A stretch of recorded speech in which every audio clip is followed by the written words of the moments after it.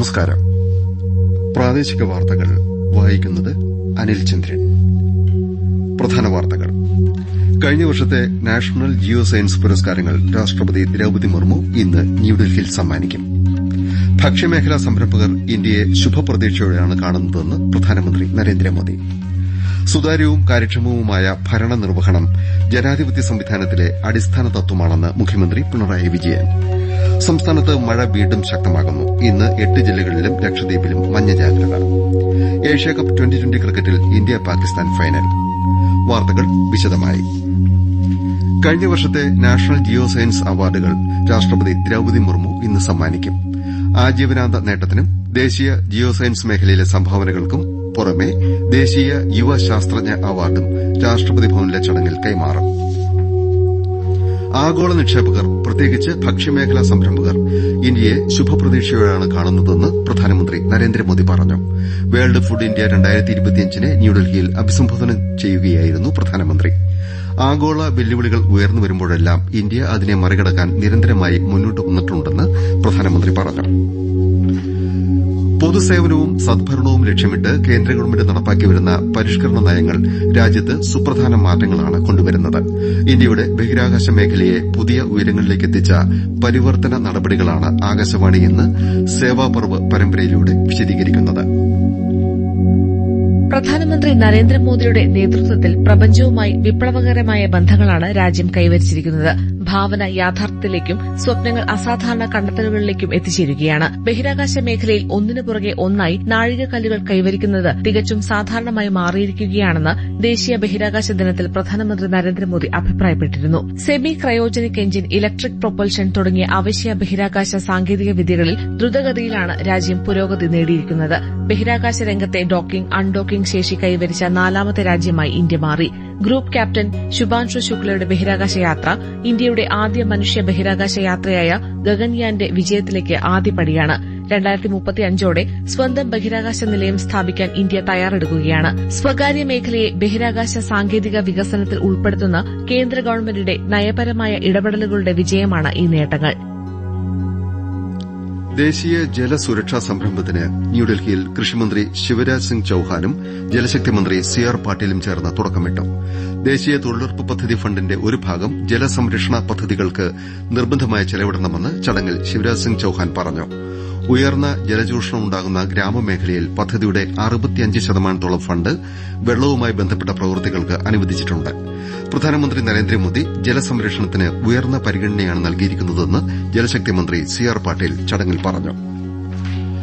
ഇന്ത്യയുടെ പരോക്ഷ നികുതി സമ്പ്രദായം ലളിതമാക്കുന്നതിന് സുപ്രധാന ചുവടുവയ്പ്പാണ് വരും തലമുറ GST പരിഷ്കാരങ്ങൾ. Desk report.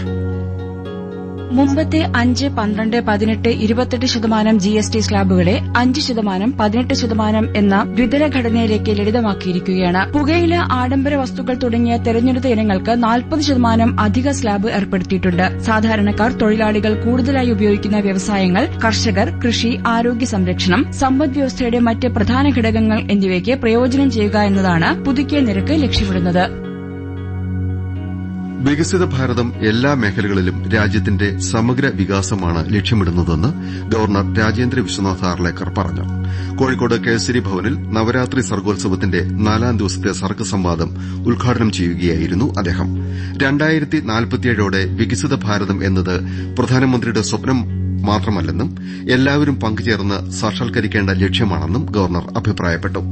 ആത്മനിർഭർ ഭാരതം സ്വദേശി സങ്കല്പം തന്നെയാണെന്നും ഗവർണർ വിശദീകരിച്ചു. ചടങ്ങിൽ മികച്ച വനിതാ സംരംഭക പുരസ്കാരം പ്രശസ്ത ഗൈനക്കോളജിസ്റ്റ് ഡോക്ടർ മിലി മോനിക്ക് ഗവർണർ സമ്മാനിച്ചു. സുതാര്യവും കാര്യക്ഷമവുമായ ഭരണനിർവഹണം ജനാധിപത്യ സംവിധാനത്തിന്റെ അടിസ്ഥാന തത്വമാണെന്നും അത് ജനങ്ങളുടെ അവകാശമാണെന്നും മുഖ്യമന്ത്രി പിണറായി വിജയൻ പറഞ്ഞു. സംസ്ഥാന ഗവേണൻസ് പുരസ്കാരങ്ങൾ തിരുവനന്തപുരം IMGയിൽ വിതരണം ചെയ്യുകയായിരുന്നു മുഖ്യമന്ത്രി. ഭരണ നേതൃത്വവും ഔദ്യോഗിക സംവിധാനവും യോജിച്ച് പ്രവർത്തിക്കുമ്പോൾ മാത്രമേ ഏത് പദ്ധതിയും വിജയത്തിലെത്തൂ എന്നും സദ്ഭരണ ലക്ഷ്യങ്ങൾ നേടാൻ സാങ്കേതികവിദ്യയുടെ സാധ്യതകൾ പരമാവധി ഉപയോഗപ്പെടുത്തണമെന്നും മുഖ്യമന്ത്രി പറഞ്ഞു. സംസ്ഥാനത്ത് മഴ വീണ്ടും ശക്തമാകുന്നു. ഇന്നലെ തെക്കൻ കേരളത്തിലെ പല ജില്ലകളിലും വ്യാപകമായി മഴ ലഭിച്ചു. ശക്തമായ മഴ സാധ്യത കണക്കിലെടുത്ത് ഇന്ന് തിരുവനന്തപുരം മുതൽ തൃശൂർ വരെ 8 ജില്ലകളിലും ലക്ഷദ്വീപിലും കേന്ദ്ര കാലാവസ്ഥാ വകുപ്പ് മഞ്ഞ ജാഗ്രത നൽകിയിട്ടുണ്ട്. കൂടുതൽ വിവരങ്ങളുമായി ആകാശവാണി ലേഖകൻ സ്മിതി M. പള്ളുരുത്തി. തൃശൂർ മുതൽ തെക്കോട്ടുള്ള 8 ജില്ലകളിലും ഒറ്റപ്പെട്ട ശക്തമായ മഴ ലഭിക്കുമെന്ന സൂചനയുമായി ഇന്ന് മഞ്ഞ ജാഗ്രതയാണ്. നാളെ തെക്കൻ ജില്ലകളിൽ മഴ കുറയുകയും വടക്കൻ ജില്ലകളിൽ ശക്തി പ്രാപിക്കുകയും ചെയ്യുമെന്നാണ് സൂചന. തൃശൂർ മുതൽ കാസർഗോഡ് വരെയുള്ള 7 ജില്ലകളിൽ ശനിയാഴ്ച മഞ്ഞ ജാഗ്രതയായിരിക്കും. ഇന്നലെ തിരുവനന്തപുരം അടക്കം തെക്കൻ കേരളത്തിലെ പല ജില്ലകളിലും വ്യാപകമായ മഴയാണ് ലഭിച്ചത്. കേരള ലക്ഷദ്വീപ് തീരങ്ങളിൽ ഇന്ന് 50 കിലോമീറ്റർ വരെ വേഗത്തിൽ കാറ്റ് വീശുമെന്ന മുന്നറിയിപ്പുണ്ട്. കടലിൽ മത്സ്യബന്ധനത്തിന് പോകുന്നതിൽ നിന്ന് വിട്ടുനിൽക്കാനും കാലാവസ്ഥാ വകുപ്പ് അഭ്യർത്ഥിച്ചിട്ടുണ്ട്. കനത്ത മഴ തുടരുന്ന സാഹചര്യത്തിൽ തിരുവനന്തപുരം ജില്ലയിലെ പ്രൊഫഷണൽ കോളേജുകളടക്കം എല്ലാ വിദ്യാഭ്യാസ സ്ഥാപനങ്ങൾക്കും ജില്ലാ കളക്ടർ ഇന്ന് അവധി നൽകി. മുൻ നിശ്ചയിച്ച പൊതുപരീക്ഷകൾക്ക് മാറ്റമില്ല. പ്രധാനമന്ത്രി നരേന്ദ്രമോദിയുടെ പ്രതിമാസ മൻ കി ബാത് മറ്റന്നാൾ രാവിലെ 11 പ്രക്ഷേപണം ചെയ്യും. ദൂരദർശന്റെയും ആകാശവാണിയുടെയും മുഴുവൻ ശൃംഖലകളിലും പരിപാടി ലഭ്യമാണ്. മൻ കി ബാത്തിന്റെ 126ാം പതിപ്പാണിത്. പ്രാദേശിക വാർത്തകളാണ് കേൾക്കുന്നത്. സംസ്ഥാന മലിനീകരണ നിയന്ത്രണ ബോർഡിന്റെ സുവർണ ജൂബിലി ആഘോഷങ്ങളുടെ ഭാഗമായി അന്താരാഷ്ട്ര പരിസ്ഥിതി കോൺക്ലേവിന് ഇന്ന് എറണാകുളം കറുകുറ്റിയിൽ തുടക്കമാകും. 2 ദിവസത്തെ പരിപാടി നാളെ മുഖ്യമന്ത്രി പിണറായി വിജയൻ ഔദ്യോഗികമായി ഉദ്ഘാടനം ചെയ്യും. മന്ത്രിമാരായ P Rajeev, M B Rajesh, Veena George തുടങ്ങിയവർ പങ്കെടുക്കും. കോട്ടയം മെഡിക്കൽ കോളേജ് അപകടത്തിൽ മരിച്ച തലയോലപ്പറമ്പിലെ ബിന്ദുവിന്റെ കുടുംബത്തിന് NSS നവീകരിച്ച് നൽകുന്ന വീടിന്റെ താക്കോൽ മന്ത്രി ഡോക്ടർ ആർ ബിന്ദു ഇന്ന് കൈമാറും. ഉമ്മൻകുന്നിൽ വൈകിട്ട് സംഘടിപ്പിക്കുന്ന ചടങ്ങിൽ മന്ത്രി VN വാസവനും സംബന്ധിക്കും. നെല്ല് സംഭരണവുമായി ബന്ധപ്പെട്ട് കർഷകർ നേരിടുന്ന പ്രശ്നങ്ങൾ മനസ്സിലാക്കാൻ കേന്ദ്രസംഘം ഇന്ന് പാലക്കാട് ജില്ല സന്ദർശിക്കും. കേന്ദ്ര കൃഷി ജോയിന്റ് സെക്രട്ടറിയുടെ നേതൃത്വത്തിൽ സംഘം രാവിലെ വടവന്നൂർ പാടശേഖരത്തിലെ കർഷകരെ കാണും. തുടർന്ന് കൊല്ലങ്കോട്, പൊൽപ്പുള്ളി, മലമ്പുഴ എന്നിവിടങ്ങളിൽ കർഷകരുമായി ചർച്ച നടത്തും. സംഘം എലപ്പുള്ളി പാടിക്കോയും സന്ദർശിക്കും. ഏഷ്യാകപ്പ് ട്വന്റി ക്രിക്കറ്റിൽ ഇന്ത്യ പാകിസ്ഥാൻ ഫൈനൽ. ഇന്നലെ ദുബായിൽ സൂപ്പർ 4 മത്സരത്തിൽ ബംഗ്ലാദേശിനെ 11 റൺസിന് തോൽപ്പിച്ചാണ് പാകിസ്ഥാൻ രണ്ടാം ഫൈനലിസ്റ്റുകളായത്. ഞായറാഴ്ചയാണ് ഫൈനൽ. ഏഷ്യാകപ്പിന്റെ 17 എഡിഷനുകളിൽ ആദ്യമായാണ് ഫൈനലിൽ ഇന്ത്യ പാകിസ്ഥാൻ പോരാട്ടം. സാഫ് അണ്ടർ 17 പുരുഷ ഫുട്ബോളിൽ ഇന്ത്യ നേപ്പാളിനെ മറുപടിയില്ലാത്ത 3 ഗോളിന് തോൽപ്പിച്ചു. ഇതോടെ ഫൈനൽ ബർത്ത് നേടിയ ഇന്ത്യ ബംഗ്ലാദേശിനെ നേരിടും. Kerala Subroto cup school football tournament ജേതാക്കളായി. ഫാറൂഖ് ഹയർ സെക്കൻഡറി സ്കൂൾ ഉത്തരാഖണ്ഡിലെ അമ്യൂണിറ്റി CBSE പബ്ലിക് സ്കൂളിനെ മറുപടിയില്ലാത്ത 2 ഗോളിന് തോൽപ്പിച്ചാണ് ജേതാക്കളായത്. ജേതാക്കളെയും കോച്ചിനെയും മന്ത്രി PA മുഹമ്മദ് റിയാസ് അഭിനന്ദിച്ചു. മലപ്പുറത്തുനിന്ന് M സുരേഷ് ബാബു.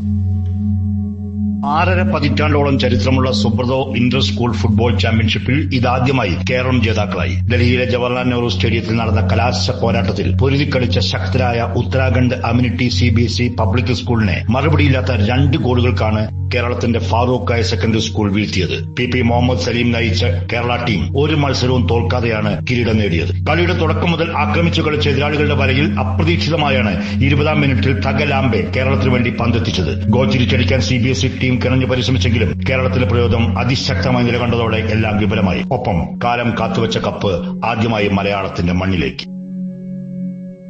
കണ്ണൂരിൽ സംസ്ഥാന സ്കൂൾ ഗെയിംസ് ആൺകുട്ടികളുടെ അണ്ടർ 19 വോളിബോളിൽ തൃശൂർ ജില്ല ജേതാക്കളായി. തിരുവനന്തപുരത്തെയാണ് അവർ തോൽപ്പിച്ചത്. അണ്ടർ 19 പെൺകുട്ടികളുടെ മത്സരങ്ങൾ രാവിലെ ആരംഭിക്കും. സൌജന്യ ചികിത്സ ഉറപ്പാക്കുന്നതിന് സംസ്ഥാന ഗവൺമെന്റ് വലിയ പ്രാധാന്യമാണ് നൽകുന്നതെന്നും രോഗങ്ങൾക്ക് മുന്നിൽ ആർക്കും നിസ്സഹായരായി നിൽക്കേണ്ടി വരില്ലെന്നും മന്ത്രി വീണ ജോർജ് പറഞ്ഞു. പാലക്കാട് എലപ്പുള്ളി താലൂക്ക് ആശുപത്രിയുടെ പുതിയ കെട്ടിടം ഉദ്ഘാടനം ചെയ്യുകയായിരുന്നു മന്ത്രി. മാറാത്തത് ഇനി മാറും എന്ന സന്ദേശവുമായി BJP സംസ്ഥാന വ്യാപകമായി സംഘടിപ്പിക്കുന്ന ഗൃഹസമ്പർക്കത്തിന് കോഴിക്കോട് ജില്ലയിൽ തുടക്കമായി. കോഴിക്കോട് സിറ്റി ജില്ലാ കമ്മിറ്റിയുടെ പരിപാടി സംസ്ഥാന സെക്രട്ടറി K രഞ്ജിത്ത് ലഘുലേഖ നൽകി ഉദ്ഘാടനം ചെയ്തു. ബിവറേജസ് കോർപ്പറേഷന്റെ കാലിക്കുപ്പികൾ ജനുവരി 1 മുതൽ ഏത് ഔട്ട്ലെറ്റിലും തിരികെ നൽകി പണം വാങ്ങാൻ സാധിക്കുമെന്ന് മന്ത്രി MB രാജേഷ് പറഞ്ഞു. ഇതിനാവശ്യമായ യന്ത്ര സംവിധാനം ജനുവരിക്ക് മുൻപ് പൂർത്തിയാക്കും. വയനാട് DCC പ്രസിഡന്റ് സ്ഥാനമൊഴിഞ്ഞ ND അപ്പച്ചനെ AICC അംഗമായി തെരഞ്ഞെടുത്തു. ഇന്നലെ രാവിലെയാണ് അദ്ദേഹം DCC പ്രസിഡന്റ് സ്ഥാനം രാജിവെച്ചത്. വയനാട് DCC പ്രസിഡന്റായി KPCC സെക്രട്ടറി DJ ഐസക്കിനെ പ്രഖ്യാപിച്ചു. പ്രധാന വാർത്തകൾ വീണ്ടും.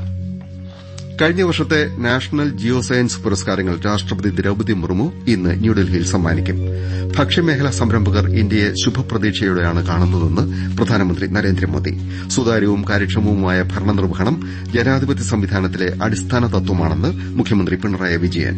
സംസ്ഥാനത്ത് മഴ വീണ്ടും ശക്തമാകുന്നു. ഇന്ന് 8 ജില്ലകളിലും ലക്ഷദ്വീപിലും മഞ്ഞ ജാഗ്രത. ഏഷ്യാകപ്പ് 2020 ക്രിക്കറ്റിൽ ഇന്ത്യ പാകിസ്ഥാൻ ഫൈനൽ. പ്രാദേശിക വാർത്തകൾ കഴിഞ്ഞു.